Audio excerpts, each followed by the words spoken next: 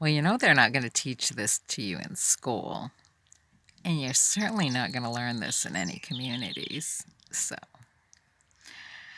let's talk about defamation of character in today's world and how easy it's done. 101. I'll use my own experiences to illustrate.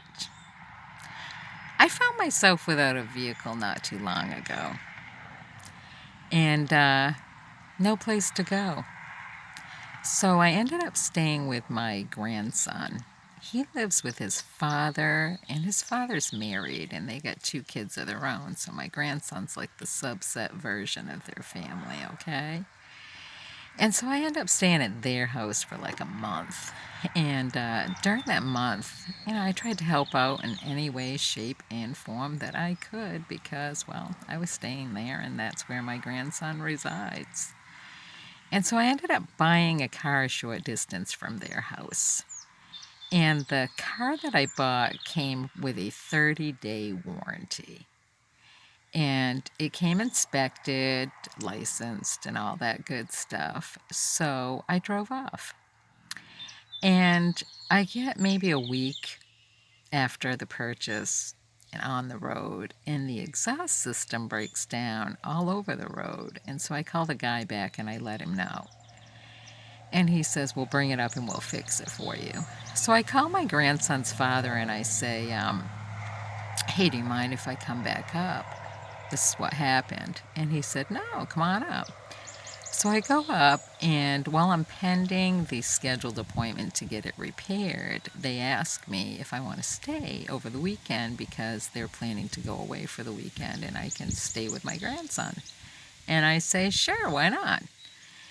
So they leave and they go away for their weekend, and while they're gone, nothing happens. There's no damages to their house. There's nothing out of sorts. There's no emergency calls. There's nothing of any type of magnitude that would draw any type of negative type energy from them in regards to what happened over the weekend.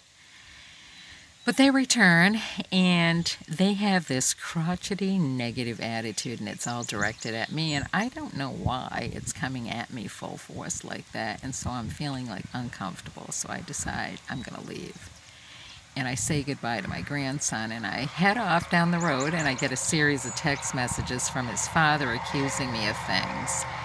And apparently, their son made up a bunch of lies about me, saying that I bought a vape for my grandson, and which I didn't do because I'm not going to buy a vape for my grandson and have something negative happen to his health now and in the future. So it's all fucking lies, all right? So we get into this pissing match over text messages, and instead of the father who started it all putting on some adult-like pants, adult-like shoes, holding himself in an adult-like fashion, maybe having a conversation over a dinner table with the parties involved, he decides he's going to call the cops. So every time somebody calls the cops on somebody else, it gets dispersed across this wide area network on these things called scanners. And scanners sit in people's houses, their businesses, their cars, and other places. And then what happens with the words that are spoken by other people is that the community as a whole becomes opinionated, and they have this pointing type opinion of other people, and then they start spreading lies that aren't even true. And nobody goes back and corrects any of the shit that comes through these scanners. It's not like at the end of the day, there's an end of the day report to clean up what was said. It just stays out there, and so it forms all these negative opinions of people. And so the detrimental effect to all that is that, like me, where I purchased a vehicle and I had to return it to get fixed, things happen. So, like missing relays and fuses from my fuse box on a recent repair that have the potential to shut my vehicle down permanently came up missing, and I just had to replace all of those. And that's because, well, he has a scanner in his business, and whatever was said over the scanner, it's almost like I'm going to get paid back big time because of whatever was said. And it's going to have a negative effect on me either way.